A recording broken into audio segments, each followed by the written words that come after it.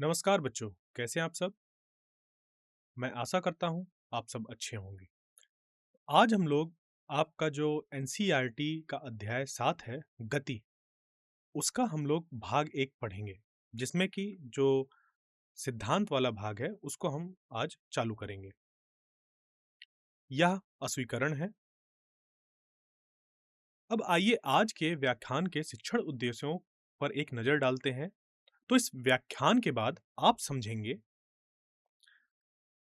कि आप गति की मौलिक अवधारणाओं के बारे में सीखेंगे, जहां आप सापेक्षिक गति के बारे में पढ़ने में, इसके साथ आप एक सीधी रेखा में गति के बारे में भी सीखेंगे, जहां आप दूरी और विस्थापन के बीच जो अंतर होता है, उसके बारे में भी आप जानेंगे।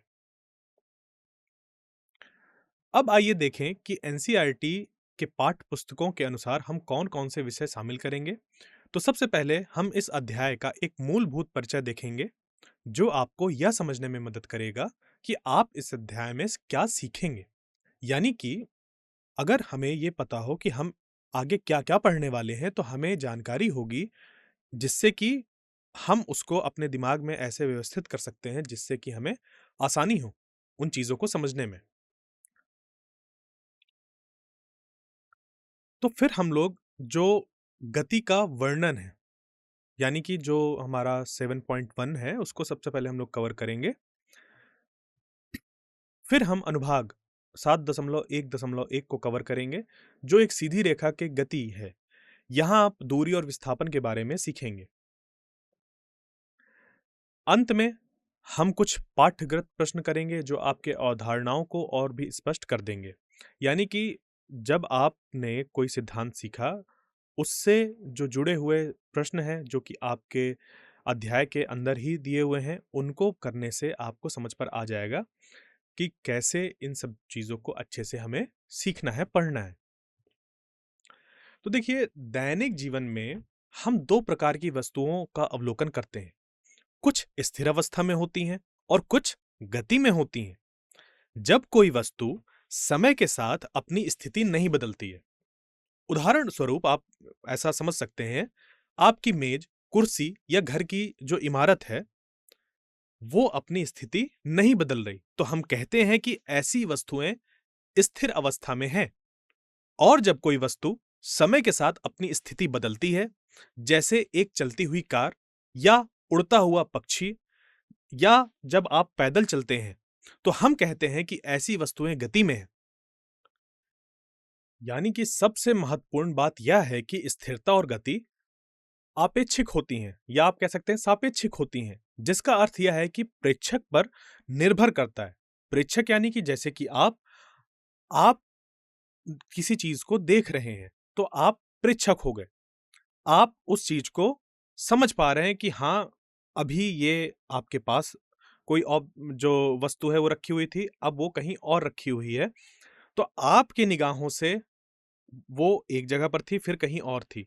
हो सकता है कि कोई प्रेक्षक ऐसा हो, जिसके अनुसार वो जो वस्तु है, वो वहाँ पर बदली ही ना हो, तो चीज़ अलग-अलग होती है। जैसे कि उदाहरण के लिए बस के अंदर बैठा हुआ एक व्यक्ति अपने साथी यात्री के संबंध में स्थिर अवस्था में है। यानी कि जैसे आप जब बस में बैठते हैं, तो देखते हैं कि अपने बगल में जो बैठा हुआ व्यक्ति है, वो रुका हुआ है। लेकिन वही व्यक्ति अगर सड़क किनारे खड़े व्यक्ति के संबंध में अगर हम बात करें, तो वो व्यक्ति गति में होता है। यानी कि आपके अनुसार तो आपके बगल में बैठा हुआ व्यक्ति रुका हुआ है, जबकि जो व्यक्ति बाहर से देख रहा है, यानी कि वो प्रेक्षक जो बाहर है, उसके अनुसार वो गति में है। यानी कि ये जो गति है, वो एक सापेक्षिक होती है। तो इसी चीज़ को हम लोग विस्तार से अध्ययन आगे करेंगे। आप यहाँ गति से संबंधित उदाहरण देख सकते हैं, जैसे कि चलना। यानी कि जब हम चल रहे होते हैं या दौड़ रहे होते हैं, तो हम गति की अवस्था में होते हैं। लेकिन अगर हम एक कुर्सी पर बैठे हुए हैं, बिना हिले-डुले रहते हैं, तो हम उस समय विराम अवस्था में होते हैं। अब चलिए कुछ और उदाहरण देखते हैं, जो गति से संबंधित हैं। जैसे पक्षी आकाश में उड़ता है, हमारी नसों में रक्त प्रवाहित होता है। ये आपको मालूम होगा कि अगर कहीं पर हमारे जो शरीर है उसमें किसी तरीके का एक निशान लग जाता है, कुछ कट हो जाता है, तो वहाँ पर जो आपके नसों में रक्त प्रवाहित हो रहा है वो बाहर आ जाता है। तो रक्त हमारी नसों में प्रवाहित हो रहा है, ये भी एक गति का उदाहरण ही है। हम रक्त के प्रवाह को देख नहीं सकते, लेकिन हम जानते हैं कि रक्त प्रवाह शरीर के विभिन्न भागों में ऑक्सीजन पहुंचाता है। वैसे तो हमें रक्त प्रवाह नहीं दिखाई देता, परंतु अगर रक्त प्रवाह नहीं होगा तो हमारे शरीर में अलग-अलग जो हमारे अंग हैं, वहां तक कैसे ऑक्सीजन पहुंचेगी? इसलिए हमारा रक्त भी निरंतर गति में रहता है। कुछ वस्तुएं एक सीधी रेखा में चल सकती हैं। इसका क्या मतलब हुआ? तो हम जानते हैं कि कई चीजें सीधी रेखा में गति करती हैं। उदाहरण के लिए, जब कोई कार सीधी सड़क पर चल रही होती है, अगर वह मुड़ती नहीं है, तो वह सीधी रेखा में गति में होती है। या जब आप एक चिकना फर्श पर एक मार्बल को सीधा झटकते हैं, तो वह अपनी दिशा बदले बिना सीधे गति करता रहता है। हम इस प्रकार की गति को सीधी रेखा गति कहते हैं। यहाँ आप मार्बल से ये मान सकते हैं, जो कंचे होते हैं, जिनको कि आपने खेले हैं, हमेशा खेले हैं, तो जब एक चिकने फर्श पर उन कंचों को फेंका जाता है, तो वो एक ही दिशा में चलते हुए जाते हैं। वो अपनी दिशा नहीं बदलते, जब तक कि उनमें कोई बाह्य बल ना लगाया जाए। एक और उदाहरण लेते हैं। अगर कोई एथलीट यानी कि धावक जो होता है, सीधी सड़क पर दौड़ रहा है, तो वह अपनी दिशा नहीं बदलेगा और उसकी गति भी सीधी रेखा में ही रहेगी। अब दैनिक जीवन में गति केवल रैखिक नहीं होती, कई वस्तुएं अपनी दिशा बदलती रहती हैं। जब कोई वस्तु एक निश्चित केंद्र के चारों ओर घूमती है, तो उस गति को वृत्तीय गति कहा जाता है। यह आपको पता होगा, आपने झूले देखे होंगे, जो तरह-तरह के मेले होते हैं, उसमें आपने ऐसे कई झूले देखे होंगे जो वृत्तीय गति करते हैं। वृत्तीय गति यानी कि जैसे एक झूला होता है, आपके स्कूल में भी हो सकता है मौजूद हो। वो जो झूला है जिसमें आप बैठते हैं और उसको आपको ऐसे वृत्तीय गति में आपको घुमाया जाता है, जिसको कि हम अपने रोजमर्रा के शब्दों में बोल देते हैं कि आपको गोल-गोल घुमा दिया। तो उस गति को वृत्तीय गति कहा जाता है। दूसरी ओर, जब कोई पूरी वस्तु अपनी धुरी के परितः घूमती है, जैसे कि एक लट्टू, तो उसे घूर्णन गति कहा जाता है। यदि हम सौर मंडल के बारे में बात करें, तो ग्रह जो होते हैं हमारे, वो सूर्य के चारों ओर घूमते हैं और ग्रह अपनी धुरी पर भी घूमते हैं। पृथ्वी के उदाहरण अगर हम लोग लें, तो दिन और रात का बदलाव पृथ्वी के अपनी धुरी पर घूमने के कारण होता है, जबकि सूर्य के चारों ओर पृथ्वी की परिक्रमा के कारण मौसम बदलते हैं, जैसे कि गर्मियां और सर्दियां। यानी कि गति एक अभिन्न अंग है हमारे जीवन का। अगर गति ना हो, तो जो बदलाव हैं, वो नहीं होंगे और बदलाव जीवन का नियम है। अब सवाल यह है कि अगर कोई वस्तु गति में है या नहीं, तो हम कैसे पता लगाएंगे? क्योंकि शुरुआत में हमने देखा कि ये सापेक्षिक होती है। आपके लिए या मेरे लिए कोई एक वस्तु हो सकता है वो रुकी हो या गति में हो। तो हम कैसे पता लगाएंगे कि आखिर कोई वस्तु गति में है या नहीं है? तो हम केवल तभी कहते हैं कि कोई वस्तु गति में है जब उसकी स्थिति समय और उसके आसपास के साथ बदलती है। यदि उसकी स्थिति नहीं बदल रही है, तो वह वस्तु विरामावस्था में है। यानी कि हमेशा हमें किसी के साथ उसको देखना होगा। किसी के आप ऐसा मान सकते हैं कि जैसे मेरे लिए कोई वस्तु अपना स्थान जो है वो समय के साथ बदल रही है, तो वो गति में है। यानी कि किसी न किसी के साथ उसको संबंधित करते हुए आपको बताना पड़ेगा। तो हम केवल तभी कहते हैं कि कोई वस्तु गति में है, जब उसकी स्थिति समय और उसके आसपास के साथ बदलती है। यदि उसकी स्थिति नहीं बदल रही है, तो वह वस्तु विरामावस्था में है। कभी-कभी गति इतनी सूक्ष्म या अनुचित होती है कि हम उसे सीधे नहीं देख सकते, लेकिन हम उसके प्रभावों से यह निष्कर्ष निकालते हैं कि यहाँ गति होनी चाहिए। उदाहरण के लिए, अगर आपने घड़ी की जो सबसे छोटी सुई है, उस पर कभी गौर किया हो, तो आपने ये देखा होगा कि आपको समझ पर नहीं आएगी कि क्या वो सच में गति कर रही है या नहीं। बट हाँ, आपको कुछ समय बाद ये समझ पर आएगा कि हाँ, वो 1 से 2 तक चली गई है। तो 1 से 2 तक गई है यानी कि गति तो उसमें थी, बट इतनी सूक्ष्म गति थी, जिसको कि आप समझ ही नहीं पा रहे थे, देख ही नहीं पा रहे थे। तो हाँ, उसमें भी वो गति है। तो हम उसको बोलते हैं कि वो अनुमानित है। उदाहरण के लिए हम हवा को नहीं देख सकते, लेकिन जब धूल उड़ती है या पत्ते हिलते हैं, तो हम यह समझते हैं कि हवा गति में है, यानी वह चल रही है। एक और उदाहरण के बारे में बात करते हैं। हमें पृथ्वी के घूर्णन का एहसास नहीं होता, लेकिन सुबह से अगर शाम तक हम बदलाव को देखें तो ये जानेंगे कि सुबह सूर्योदय, शाम को सूर्यास्त अगर हो रहा है तो पृथ्वी गति में है।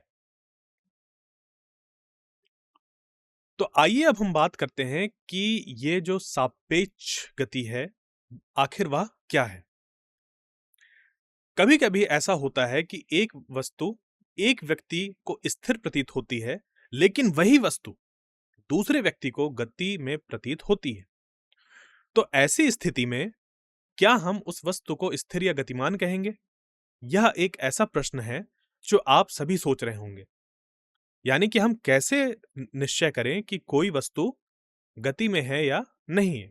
तो ऐसी स्थितियों में हम सापेक्ष गति का उपयोग करते हैं, जिसके बारे में हम अब अध्ययन करेंगे।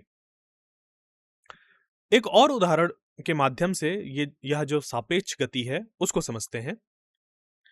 मान लीजिए कि आप एक रेलगाड़ी के अंदर हैं, जो चल रही है। ऐसी स्थिति में आपके बगल में बैठा कोई भी व्यक्ति आपको स्थिर अवस्था में प्रतीत होगा। हालांकि वही व्यक्ति रेलगाड़ी स्टेशन पर खड़े किसी अन्य व्यक्ति को गतिशील अवस्था में प्रतीत होगा। यहां हम सापेक्ष गति के बारे में बात कर रहे हैं, यह आपको ध्यान रखना होगा, क्योंकि हमेशा जो गति है वो सापेक्ष ही होती है। किसके लिए है वो इस बात पर जो है हमारा ये जो चीज है वो यहां पर आती है। जब भी आप ट्रेन से यात्रा करते हैं तो आपने अवश्य देखा होगा कि जब हम खिड़की से बाहर के पेड़ों को देखते हैं तो ऐसा लगता है कि पेड़ पीछे की ओर जा रहे हैं, लेकिन हम जानते हैं कि पेड़ नहीं चल सकते। तो ऐसा क्यों होता है? ये जो सब कुछ हो रहा है वह सापेक्ष गति के कारण ही हो रहा है। यदि कोई व्यक्ति एक चलती हुई बस के बाहर खड़ा है तो बस के अंदर खड़े यात्री बस के साथ चलते हुए प्रतीत होते हैं, लेकिन अगर वह व्यक्ति बस के अंदर खड़ा है तो अन्य यात्री उसे स्थिर अवस्था में प्रतीत होंगे, यानी कि स्थिर। तो इस उदाहरण से हमने सीखा कि गति वास्तव में प्रेक्षक के दृष्टिकोण पर निर्भर करती है। यानी कि जो गति है वह वास्तव में प्रेक्षक के दृष्टिकोण पर निर्भर करती है, जिसे हम एक संदर्भ फ्रेम भी कहते हैं। उदाहरण के स्वरूप एक परिस्थिति पर विचार करें। मान लीजिए कि आप एक कार के अंदर बैठे हैं और कार गति में है। आपका दोस्त ए कार के अंदर है और दोस्त बी कार के बाहर है। अब यदि हम कार के अंदर के संदर्भ फ्रेम को लेते हैं तो दोस्त ए जो कार के अंदर बैठा है वह विश्राम की स्थिति में है, अर्थात वह गति में नहीं है। और यदि आप कार के बाहर के संदर्भ फ्रेम अर्थात वातावरण को लेते हैं तो दोस्त बी दोस्त ए को गति की स्थिति में दिखेगा। यानी कि जो दोस्त बी है दोस्त ए को गति की स्थिति में देखेगा, भले ही वह सीट पर बैठा हो। तो यही सापेक्षिक गति की अवधारणा है। यानी कि सापेक्षिक गति इसी तरीके से जो है वो जो हमारे चारों तरफ प्रक्रियाएं हो रही हैं उनको समझाती है। अब चलिए गति के विभिन्न प्रकारों के बारे में अध्ययन करते हैं। पहले हम एक सीधी रेखा में गति के बारे में अध्ययन करेंगे। इस स्थिति में कोई भी वस्तु अपनी दिशा बदले बिना सीधी रेखा में गति करती है। उदाहरण के लिए एक कार जो राजमार्ग पर एक ही लेन में निरंतर चल रही हो। यानी कि राजमार्ग यहां पर हमने क्यों लिया है वो इस वजह से क्योंकि ज्यादातर जो राजमार्ग होते हैं उनमें ऐसे बहुत लंबे हमें जगह मिल जाती है जहां पर जो रास्ते हैं वो एकदम सीधे होते हैं। इसी वजह से उदाहरण के लिए एक कार जो राजमार्ग पर एक ही लेन पर निरंतर चल रही है, हम वो कहेंगे कि वो एक सरल रेखा में गति कर रही है।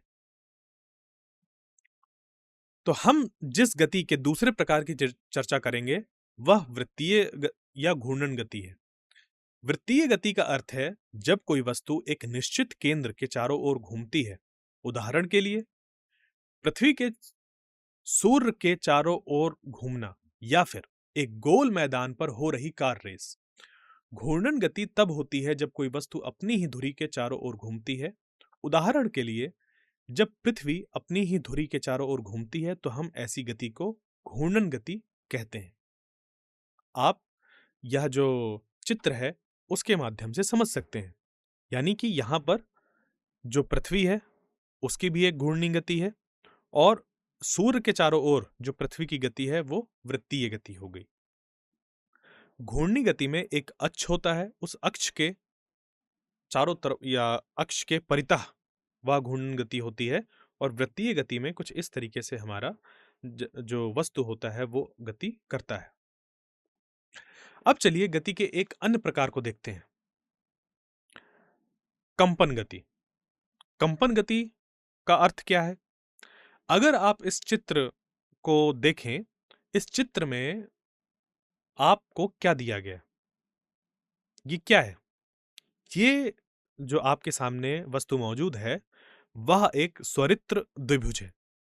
स्वरित्र द्विभुज का मतलब जब आप इस स्वरित्र द्विभुज को किसी कठोर तल में ठोकते हैं तो वह एक स्वर उत्पन्न करता है। तो जब हम कंपन गति के बारे में करते हैं तो कंपन गति तब होती है जब कोई वस्तु संतुलन की स्थिति के चारों ओर ऊपर नीचे या आगे पीछे गति करती है।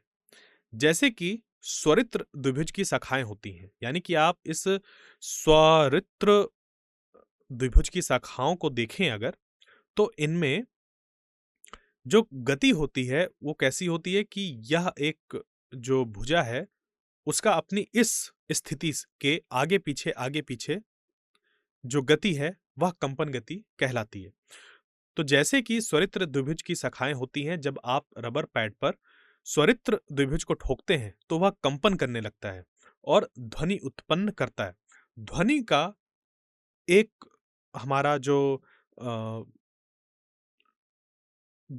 उत्पन्न होने की स्थिति है वो कब है? जब कोई वस्तु कंपन कर रही होती है।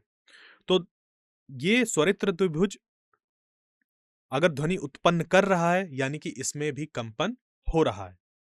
आप इसका विस्तार से अध्ययन ध्वनि के अध्याय में करेंगे। फिलहाल के लिए हमने यहाँ पर सिर्फ आपको यह बताया है कि कंपन गति क्या होती है।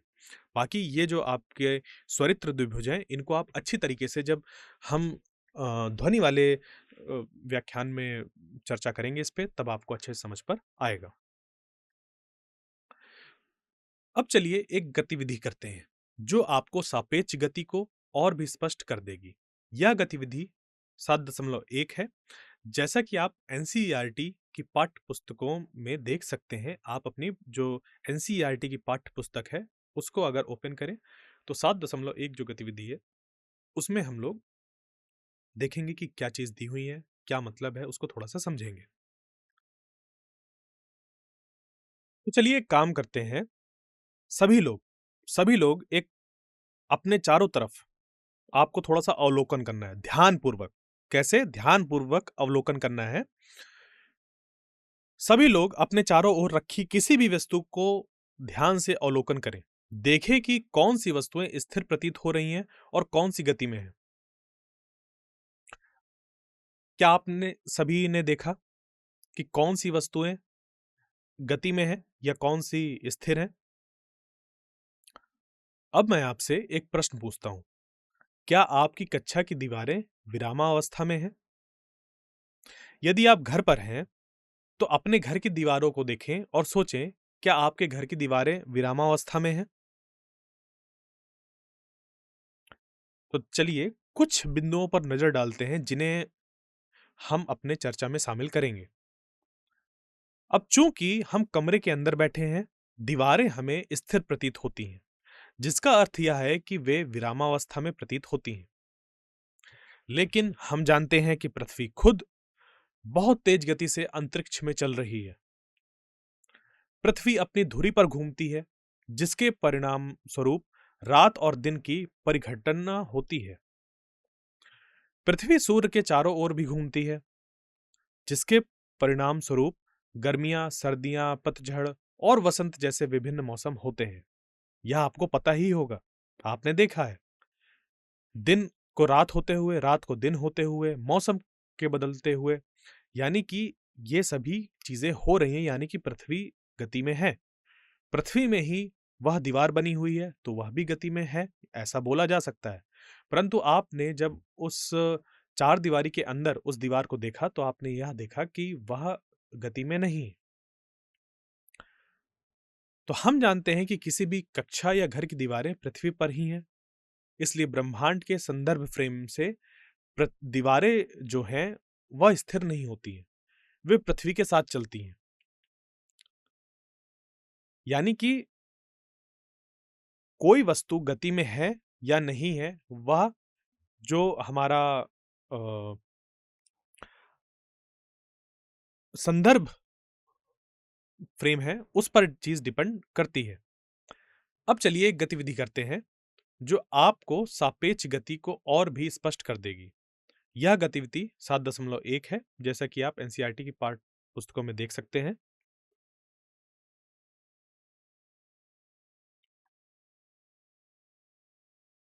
तो अगर हम यहां पर थोड़ा सा ध्यान दें, जैसे कि हमने देखा कि कोई वस्तु गति में है या विरामावस्था में है, यह निर्देश फ्रेम पर निर्भर करता है। एक ही वस्तु किसी निर्देश फ्रेम के अनुसार विरामावस्था में हो सकती है और किसी अन्य निर्देश फ्रेम के अनुसार गति में भी हो सकती है। जैसा कि अभी हमने देखा कि अगर हम उस चार दीवारी के अंदर किसी संदर्भ फ्रेम या निर्देश फ्रेम के अनुसार देख रहे हैं, तो वह स्थिर अवस्था में है।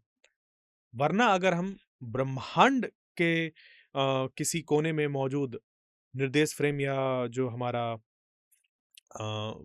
एक ऐसा बिंदु है जिसके सापेक्ष हम चीजें देख रहे हैं, जो हमारा निर्देश फ्रेम है, तो उसके अनुसार जो हमारी दीवारें हैं वह विरामावस्था में नहीं है, वो गति में है। तो यदि कोई व्यक्ति किसी प्रणाली के अंदर बैठा है, तो उसके लिए दीवारें स्थिर होती हैं। यदि कोई व्यक्ति अंतरिक्ष से एक दीवार का निरीक्षण करता है, तो वह दीवार को गतिशील प्रतीत होता है। ऐसा इसलिए है क्योंकि दीवार भी पृथ्वी का एक हिस्सा है और पृथ्वी खुद गति में है। इसलिए यदि कोई व्यक्ति पृथ्वी के बाहर से दीवार का निरीक्षण कर रहा है, तो वह दीवारों को गतिशील प्रतीत होता है। अब आइए देखें कि इस गतिविधि से क्या निष्कर्ष निकल रहा है। पहले हमने देखा कि यदि कोई भी वस्तु विरामावस्था में है या गति में है, तो यह सब आपेक्षिक है या सापेक्षिक है। उचित यह होगा कि हम सापेक्षिक बोलें। तो यह सब सापेक्षिक है और संदर्भ फ्रेम पर निर्भर करता है।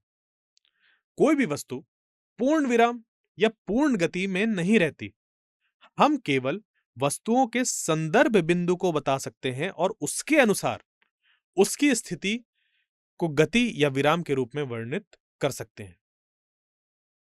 जब भी आप सब रेलगाड़ी में बैठे होते हैं, तो आपने अवश्य देखा होगा कि यदि आपके पास की ट्रेन चलने लगती है, तो हमें लगता है कि हमारी रेलगाड़ी भी चल रही है। हम गतिविधि 7.2 के माध्यम से इस अनुभव को समझते हैं। आइए चलते हैं। तो मेरा आपसे सवाल यह है कि क्या आपने कभी महसूस किया है कि आपकी रेलगाड़ी चलने लगी है, जबकि वह वास्तव में स्थिर थी? सबने ऐसा देखा होगा एकदम से कि अरे, क्या हमारी रेलगाड़ी चलने लगी? और फिर आपको प्रतीत हुआ नहीं, नहीं, नहीं, ये हमारी नहीं, यह तो हमारे बगल वाली रेलगाड़ी चलने लगी थी।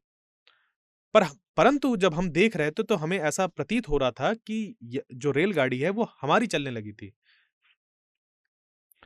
तो आइए कुछ ऐसे बिंदुओं पर विचार करें जो इस चर्चा के लिए महत्वपूर्ण है। जैसे कि यह होता कब है? सबसे पहली बात तो यही आती है ना कि यह होता क्या है? यानी कि कभी-कभी जब आप एक रुकी हुई रेलगाड़ी में बैठे होते हैं, तो ऐसा लगता है कि रेलगाड़ी चल रही है। तो यह होता कब है? सबसे बड़ा सवाल यही है कि आखिर ये होता कब है, कैसे होता है?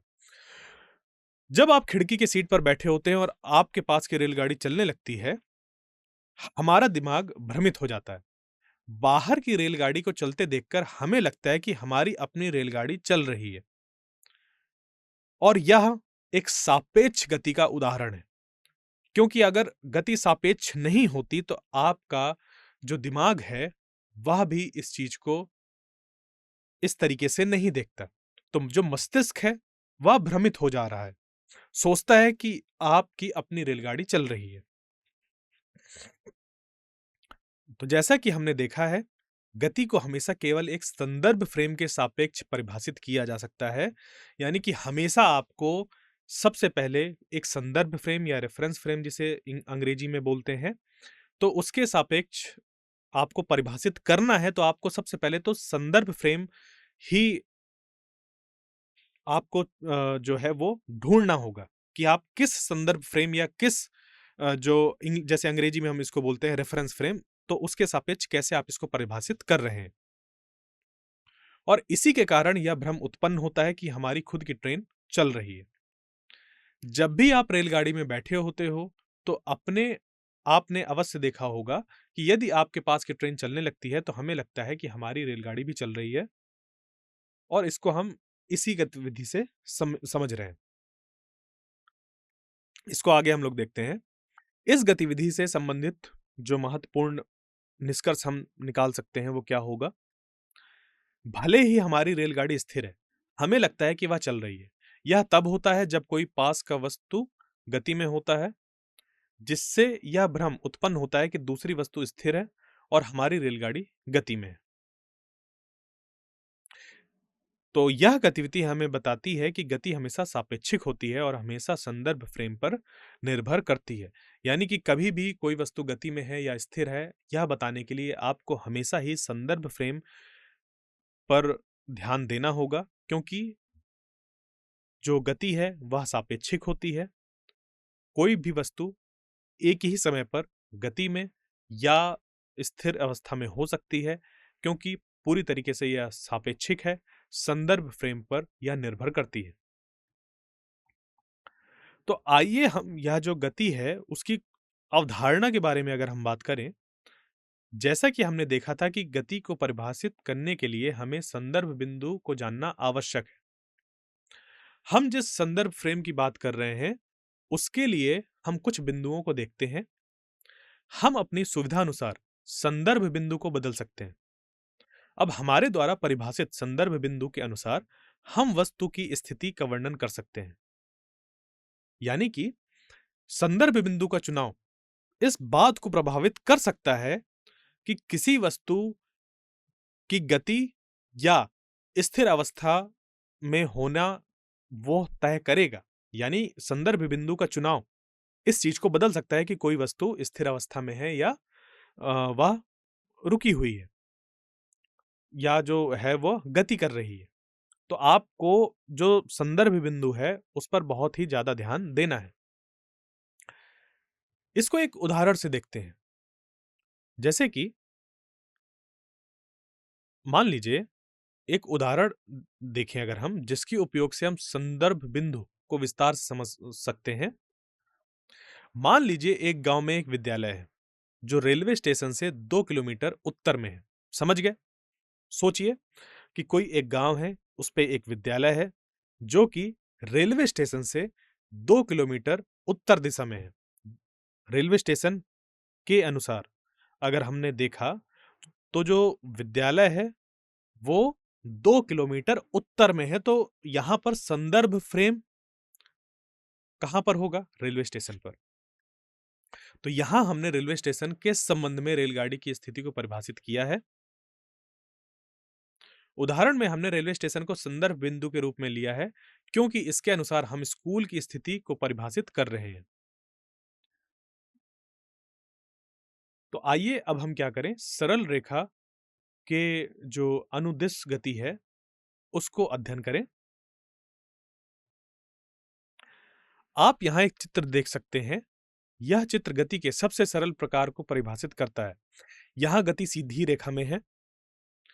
अब एक ऐसी वस्तु पर विचार करें जो बिंदु ओ से शुरू होती है और सीधी रेखा में गति कर रही है।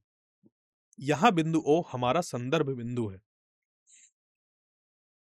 यानी कि यहां पर किसी भी वस्तु का जो हम स्थिति देख रहे हैं वह ओ के साथ देख रहे हैं, यानी कि ओ के संदर्भ में देख रहे हैं कि आखिर ए बी सी यह जो हमारी स्थितियां हैं वो ओ से कैसी हैं, कितनी दूरी पर हैं।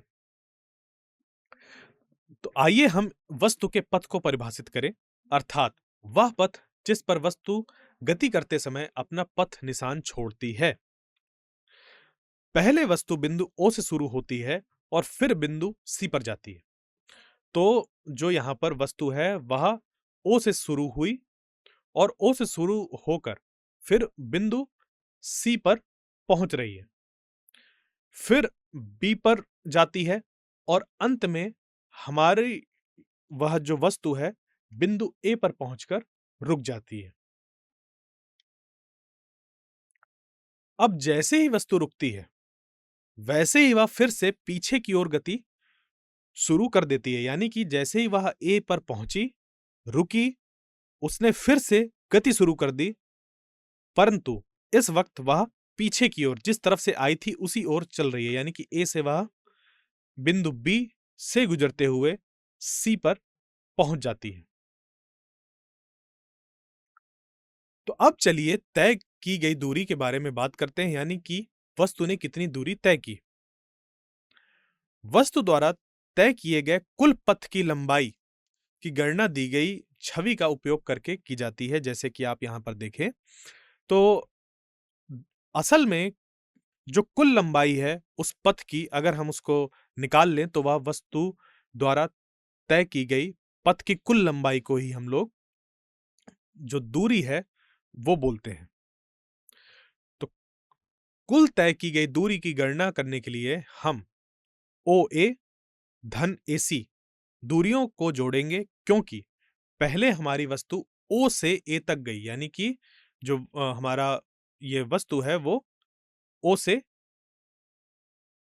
ए की तक गई, ठीक है, ओ से ए तक गई, फिर ए से सी तक गई, यानी कि ओ से ए तक एक बार उसको लेकर जाना है और फिर ए से सी तक लाना है। तभी हमने जो पथ की कुल लंबाई थी उसको निकालने के लिए ओ ए धन ए सी किया। तो हमें प्राप्त कुल तय की गई दूरी 60 धन 35 होगी, जो कि 95 किलोमीटर के बराबर होगी। प्राप्त कुल लंबाई को दूरी कहा जाता है और इस बात को हमेशा याद रखिए, जब भी हमें किसी वस्तु के द्वारा तय की गई दूरी बतानी होती है तो हम कुल पथ की लंबाई को देखते हैं, यानी कि वस्तु जहां से चलना शुरू करता है और जहां तक पहुंचता है उसके बीच में उसने कुल लंबाई कितनी तय करी है उसको हमें निकालना होता है। यानी कि हम हमारे द्वारा गणना की गई दूरी एक अदिश राशि है। इसका मतलब यह है कि इसमें केवल संख्यात्मक मान होता है और कोई दिशा नहीं होती। इसमें जब हमने इस पथ की कुल लंबाई निकाली तो हमने ये देखा कि जो वह वस्तु है वो ओ से ए तक गई, फिर ए से सी तक गई।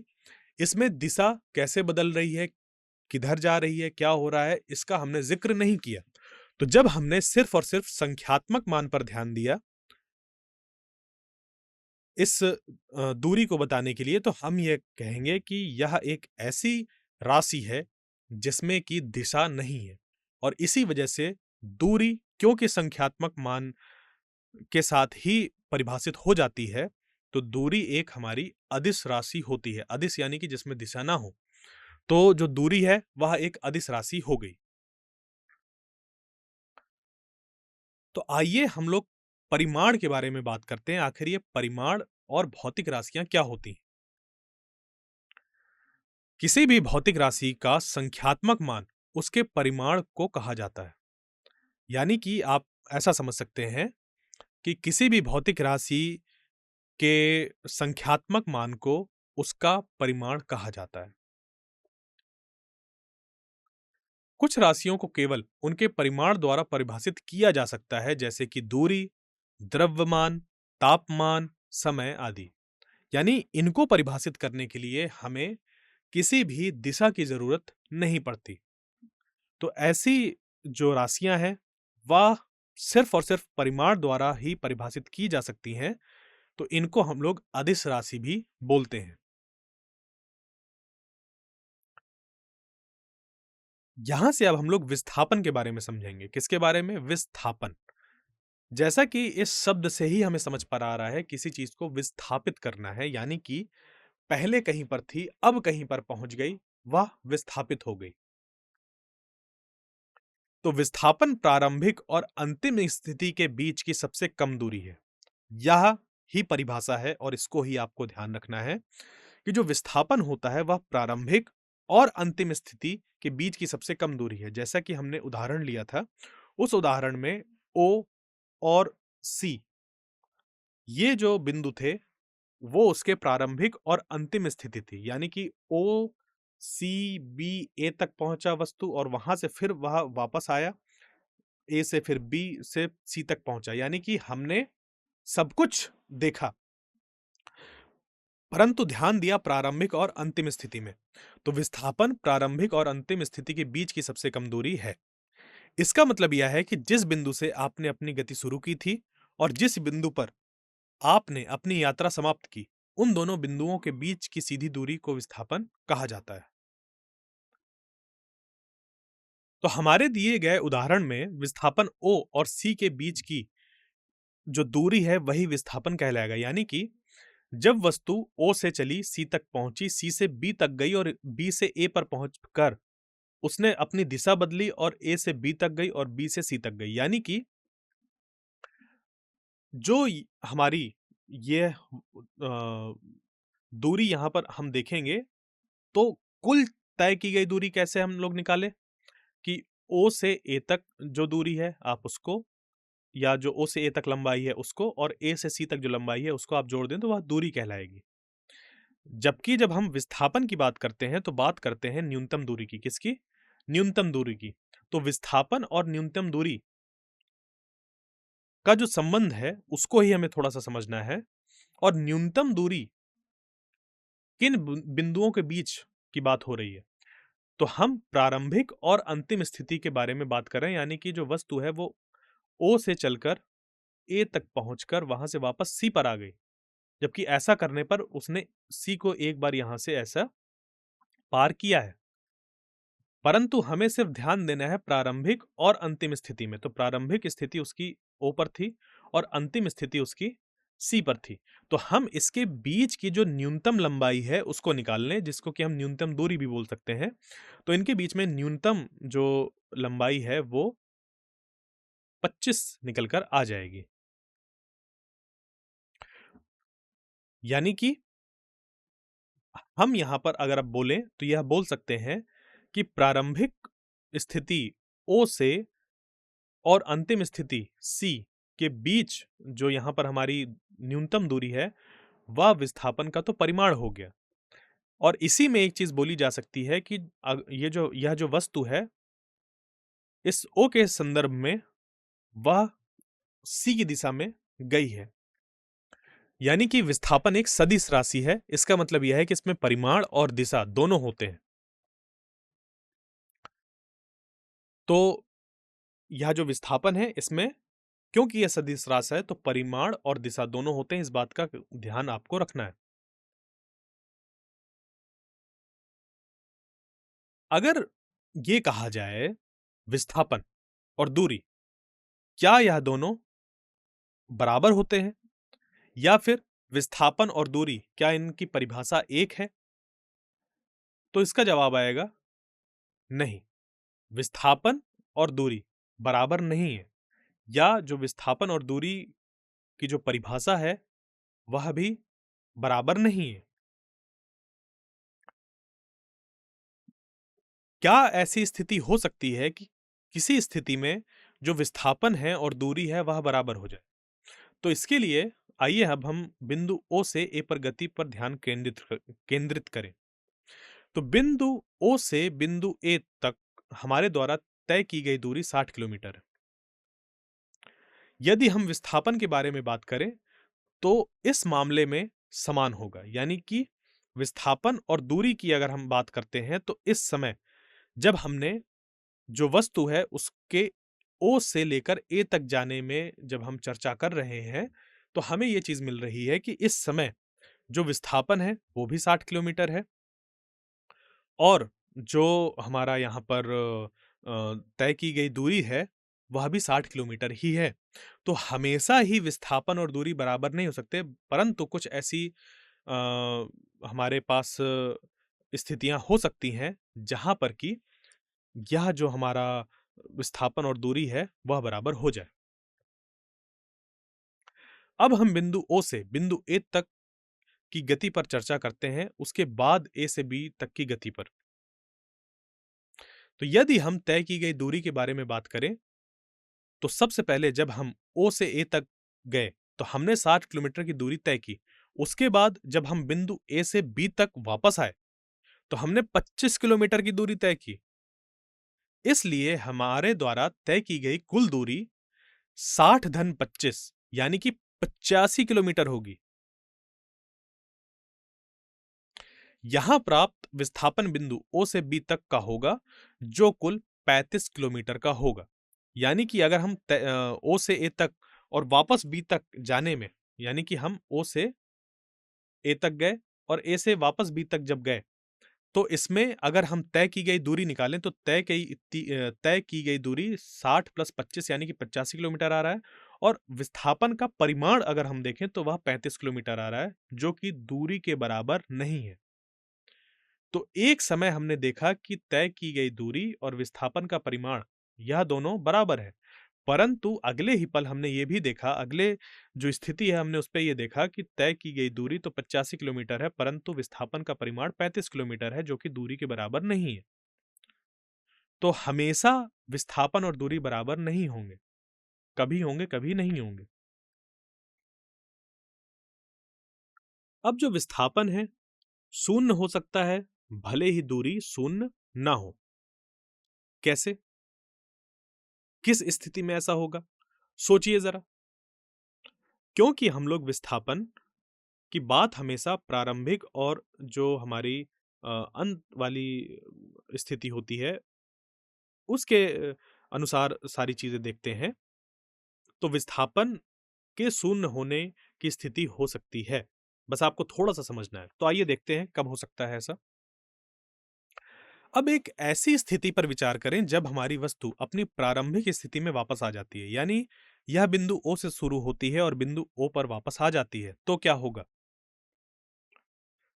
ऐसे मामलों में विस्थापन शून्य होगा, क्योंकि प्रारंभिक और अंतिम स्थितियां समान हो गईं और जब ये समान हो गईं, तो विस्थापन शून्य हो जाएगा। विस्थापन शून्य हो जाएगा, अपने स्थिति से वह विस्थापित ही नहीं हुई। तो जब वह विस्थापित ही नहीं हुई, तो विस्थापन शून्य। तो यदि हम तय की गई दूरी के बारे में बात करें, तो पहले हम ओ से बिंदु ए तक गए, फिर हम बिंदु ओ पर वापस आए। इस स्थिति में हमारे द्वारा तय की गई दूरी 60 धन 60 किलोमीटर होगी, जिसका अर्थ है 120 किलोमीटर। यानी कि विस्थापन तो शून्य हो गया, परंतु तय की गई दूरी वह 120 किलोमीटर हो गई। तो इन सभी चीज़ों से आप समझ सकते हैं कि जो विस्थापन और जो हमारी अ ये दूरी होती है, वह बराबर नहीं होती है। कहीं पर बराबर भी हो सकती है, कहीं विस्थापन शून्य भी हो सकता है। तो इन चीज़ों का आपको ध्यान रखना है। तो अब क्या करते हैं, जो दूरी है और विस्थापन है, उसके बीच में अंतर को समझ लेते हैं एक तालिका के माध्यम से। जैसे कि अगर हम परिभाषा की बात करें, राशि के प्रकार की बात करें, मान की बात करें और पथ पर निर्भरता की बात करें, तो दूरी और विस्थापन में क्या अंतर होगा, उसको थोड़ा-सा समझते हैं।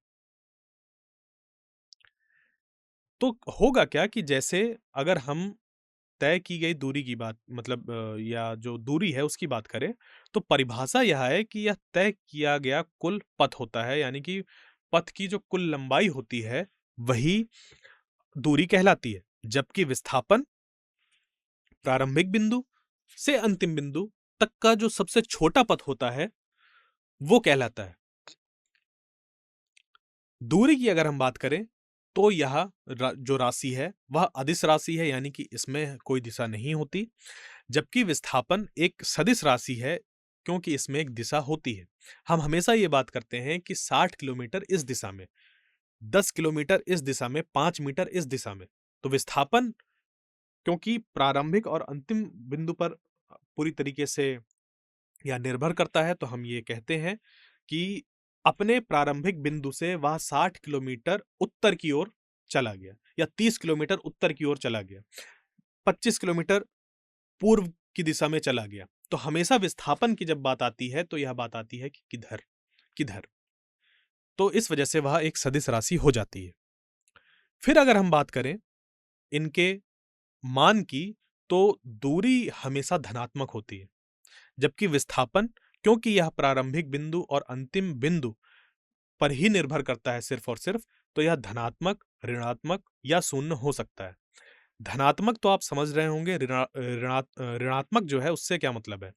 तो ऋणात्मक की अगर हम बात करें, ऋणात्मक का मतलब यह है कि मान लीजिए कि आपने यह कहा कि कोई वस्तु अपने प्रारंभिक बिंदु से 30 किलोमीटर पूर्व की ओर गई, और उसी समय अगर आप यह कह दें कि अब वही वस्तु अगली बार अपने प्रारंभिक बिंदु से 30 किलोमीटर पश्चिम की ओर गए, तो हम यह बोल सकते हैं कि अगर हमने पूर्व की दिशा को धनात्मक माना है, तो जो पश्चिम की दिशा है उसको हम लोग ऋणात्मक बोल सकते हैं। यानी कि जब प्लस 30 किलोमीटर बोलेंगे, यानी कि वह पूर्व की दिशा होगी, और जब ऋण 30 किलोमीटर बोलेंगे तो वह पश्चिम दिशा होगी।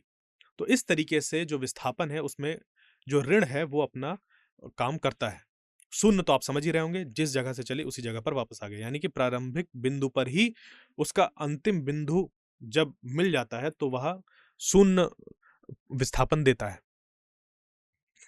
तो यह जो दूरी है वह तय किए गए पथ पर निर्भर करती है, जबकि जो विस्थापन है वह पथ से स्वतंत्र होता है। उसको नहीं मतलब होता है कि जो वस्तु है वो किस तरीके के पथ से कैसे होकर गुजरी है, उसको सिर्फ और सिर्फ प्रारंभिक बिंदु और अंतिम बिंदु से मतलब है, और उसके बीच जो सबसे छोटा लंबाई होगा वो, यानी कि उसके बीच जो सबसे छोटा पथ बन सकता है। तो यह एक अपवाद है कि विस्थापन शून्य हो सकता है, भले ही तय की गई दूरी शून्य ना हो, और ये चीज आपको समझना होगा, मानना होगा। सिर्फ मानने का मतलब नहीं है, आप इसको समझ कर मानिए, सिर्फ मानना नहीं है। मैंने इसी वजह से कहा कि आप पहले समझिए और फिर मानिए, जिसके लिए उदाहरण दी गई हैं। यदि कोई एथलीट एक गोलाकार ट्रैक पर दौड़ रहा है, तो ऐसे मामले में उसका या फिर उसकी जो विस्थापन होगा वह शून्य होगा यदि वह दौड़ने के प्रारंभिक स्थिति पर लौट आता है, और ऐसे समय पर उसकी जो उसके द्वारा जो तय की गई दूरी है वह शून्य नहीं होगी। तो अब हम एक गतिविधि करेंगे, जो गतिविधि 7.3 है, जहां हम देखेंगे कि दूरी और विस्थापन एक दूसरे से कैसे अलग होते हैं। इस गतिविधि को करने के लिए हमें एक मीटर पैमाना और एक लंबी रस्सी की आवश्यकता होगी। इस गतिविधि को करने के लिए आपको बास्केटबॉल कोर्ट के एक कोने से दूसरे कोने, या फिर आप बास्केटबॉल कोर्ट नहीं अगर आपके विद्यालय में, या आप कहीं पर भी ऐसा कोई एक जगह सोच सकते हैं। तो मान लेते हैं कि आप एक बास्केटबॉल कोर्ट में मौजूद हैं। तो उसके एक कोने से दूसरे कोने, यानी कि विपरीत कोने तक अगर आप गए, लेकिन आपको यह करना होगा सिर्फ किनारों के साथ चलकर। ध्यान दीजिएगा, आपको यह जो बास्केटबॉल कोर्ट है उसके किनारे-किनारे चलते हुए ही जाना है। आपको उसके बीच से नहीं गुजरना है। यानी कि आपका एक बास्केटबॉल कोर्ट है, एक मैदान है, आप उसके एक कोने से दूसरे कोने जा रहे हैं जो कि विपरीत दिशा में है एकदम। एकदम विपरीत है, विपरीत कोने पर जाना है। पर ऐसा करते वक्त आपको जो उसके किनारे हैं उससे होते हुए ही जाना है। मान लीजिए कि बीच में मैच चल रहा है, आप मैच के बीच में नहीं जा सकते ना। जब आप मैच के बीच में नहीं जा सकते तो आप किनारे किनारे ही जाएंगे, वैसा मान लीजिए कुछ। तो अब देखेंगे कि आपको क्या मापने की आवश्यकता है। पहले आपको भुजाओं के साथ चलकर तय की गई दूरी को मापने की आवश्यकता है। यदि हम विस्थापन के बारे में बात करें तो यह प्रारंभिक और विपरीत कोने के बीच की सीधी रेखा की दूरी होगी।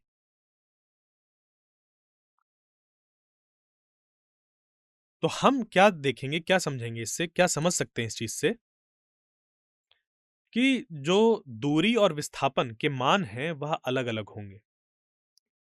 और यह तो बहुत ही आसान सा समझना होगा, क्योंकि अगर आप उसके किनारे-किनारे चलकर गए हैं तो मान लेते हैं कि आपने एक रस्सी पकड़ी हुई है और उस रस्सी को आप बिछाते हुए चले जा रहे हैं अपने पीछे-पीछे। तो जब आप चल रहे हैं उस बास्केटबॉल कोर्ट के किनारे-किनारे या बास्केटबॉल का जो मैदान है उसके किनारे-किनारे, तो आपने उस रस्सी को अपने पीछे-पीछे जिस रास्ते में आप गए हैं उस पे ऐसे उसको रखते हुए चले गए, तो उस रस्सी की लंबाई निकल कर आ जाएगी।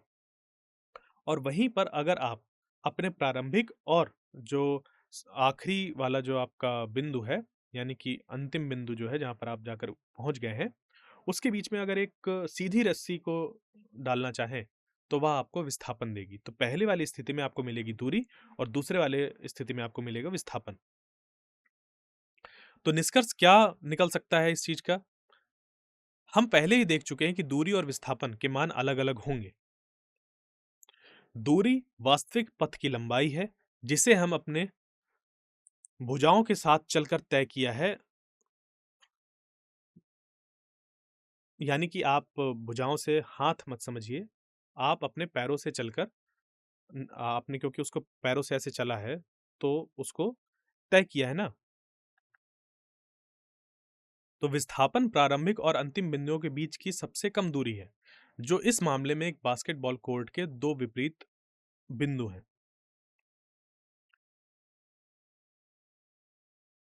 तो आइए अब हम क्या करें कि कुछ जो पाठ्यगत प्रश्न है उनको थोड़ा सा समझें। जैसे कि होता क्या है कि जब हम किसी चीज को पढ़ने के बाद कुछ प्रश्न हल करते हैं तो वह हमें और अच्छे तरीके से समझ पर आता है। तो ये जो पाठगत प्रश्न है, यानी कि जो ऐसे प्रश्न आपके पाठ के बीच में ही मौजूद है, तो उस पे पाठगत प्रश्न को करने से आपको जितनी भी चीजें हैं वो अच्छे तरीके से समझ पर आ जाएंगी। जैसे कि ये पहला प्रश्न है, एक वस्तु ने कुछ दूरी तय की है, क्या इसका विस्थापन शून्य हो सकता है? यदि हाँ तो अपने उत्तर को एक उदाहरण के साथ समझाएं। इसके लिए हमने कई उदाहरण आपको दिए हैं, जिनमें से कोई भी आप एक उदाहरण ले सकते हैं और बता सकते हैं। तो देखिए, शून्य होगा, कब होगा? थोड़ा सा सोचिए इसके बारे में। देखिए, इसको हम ऐसा समझते हैं। पहली बात तो इस प्रश्न का जो उत्तर है वह है हाँ, कि हाँ, जो विस्थापन है वह शून्य हो सकता है, भले ही वस्तु ने कुछ दूरी तय की हो। यह तब हो सकता है जब वस्तु की प्रारंभिक और अंतिम स्थितियां बिल्कुल एक जैसी हों। इसका एक उदाहरण अगर हम देखें, यदि कोई वस्तु एक वृत्ताकार पथ पर गति कर रही है, जहां यह बिंदु x से शुरू होती है और एक चक्कर पूरा करने के बाद बिंदु x पर लौट आती है, तो तय की गई दूरी उस वृत्ताकार पथ की परिधि के बराबर होगी, लेकिन इस स्थिति में विस्थापन शून्य होगा। अब हम दूसरे प्रश्न में एक किसान 10 मीटर भुजा वाले एक वर्गाकार खेत की सीमा के साथ 40 सेकंड में गति करता है। इस प्रश्न में हमें यह पता लगाना है कि जब वह चलना शुरू करता है तो 2 मिनट 20 सेकंड के बाद किसान के विस्थापन का परिमाण क्या होगा।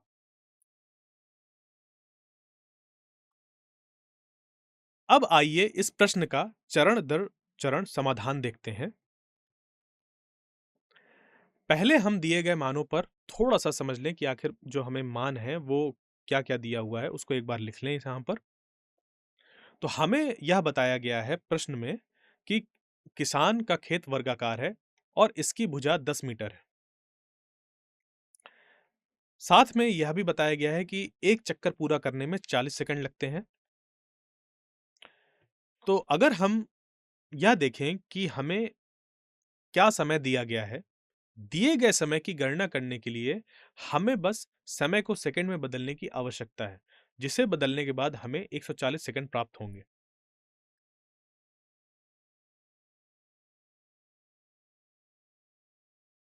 तो कैसे हम यहाँ पर निकाल सकते हैं? इसका जो परिमाप है, अगर हम उसको निकाल लें, तो वो हो जाएगा 4 गुना भुजा।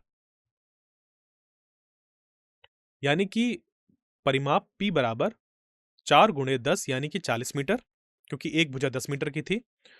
तो चूंकि 40 सेकंड में किसान 40 मीटर चलता है, 2 मिनट 20 सेकंड में यानी कि ये 140 सेकंड में कितनी दूरी तय करेगा?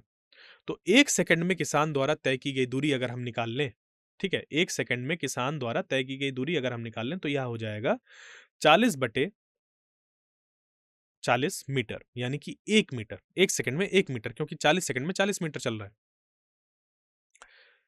अतः 140 सेकंड में किसान द्वारा तय की गई दूरी 1 गुणा 140 मीटर यानी कि 140 मीटर हो जाएगा। अब हम खेत के किसान द्वारा किए गए कुल चक्रों की संख्या की गणना करेंगे। इसके लिए हम कुल दूरी को परिधि से विभाजित करेंगे। यानी कि परिधि का जो परिमाप है, उससे हम अगर विभाजित कर दें, यानी कि सीधा-सीधा ये है कि सीमा के अनुदिश 140 मीटर तय करने के लिए चक्रों की संख्या बराबर हो जाएगा कुल दूरी बटे परिमाप। तो हमें मिले घूर्णनों की संख्या 140 बटे 40 मीटर है, 140 बटे 40 मीटर है। तो 3.5 चक्कर के बाद किसान किसी बिंदु C पर होगा, जैसा कि आप ऊपर दी गई छवि में देख सकते हैं। इसलिए हम पाइथागोरस प्रमेय का उपयोग करके कुल विस्थापन निकालेंगे, जो हमें AC बराबर वर्गमूल S का वर्ग धन S का वर्ग, इस तरीके से हम निकाल सकते हैं। तो अब क्या करेंगे यहाँ पर? अब हम मानों को प्रतिस्थापित करने के बाद हमें AC बराबर वर्गमूल 10 मीटर का वर्ग धन 10 मीटर का वर्ग प्राप्त होता है। तो विस्थापन AC बराबर निकल कर आ जाएगा वर्गमूल 100 मीटर वर्ग प्लस 100 मीटर वर्ग। विस्थापन AC बराबर निकल कर आ जाएगा वर्गमूल 200 मीटर वर्ग। विस्थापन AC बराबर 10 वर्गमूल 2 मीटर, ये निकल कर आएगा। तो इसलिए विस्थापन अंततः 14.14 मीटर होगा। यानी कि हम ये कह सकते हैं कि 2 मिनट 20 सेकंड के बाद किसान का जो विस्थापन है, प्रारंभिक स्थिति से 14.14 मीटर उत्तर पूर्व के बराबर होगा। अब आइए आज के व्याख्यान का अंतिम पाठगत प्रश्न करते हैं। इस प्रश्न में हमें यह बताना है कि विस्थापन के लिए क्या सत्य है। तो जैसा कि हमें प्रश्न में दिया गया है, विस्थापन के लिए निम्नलिखित में से कौन सा सत्य है, यानी कि पहला का जो है वो है, यह शून्य नहीं हो सकता, और खा है इसका परिमाण वस्तु द्वारा तय की गई दूरी से अधिक होता है। तो विस्थापन के लिए कोई भी कथन सत्य नहीं है। क्यों नहीं है? पहला कथन गलत है, क्योंकि विस्थापन शून्य हो सकता है, और इसको हमने उदाहरण से भी समझा है। क्योंकि विस्थापन एक सदिश राशि है जो किसी प्रारंभिक और अंतिम स्थिति के बीच की सबसे कम दूरी को दर्शाती है। यदि कोई वस्तु एक बिंदु से शुरू होती है और चलने के बाद उसी बिंदु पर वापस आ जाती है, तो इस स्थिति में प्रारंभिक और अंतिम स्थितियां समान होंगी।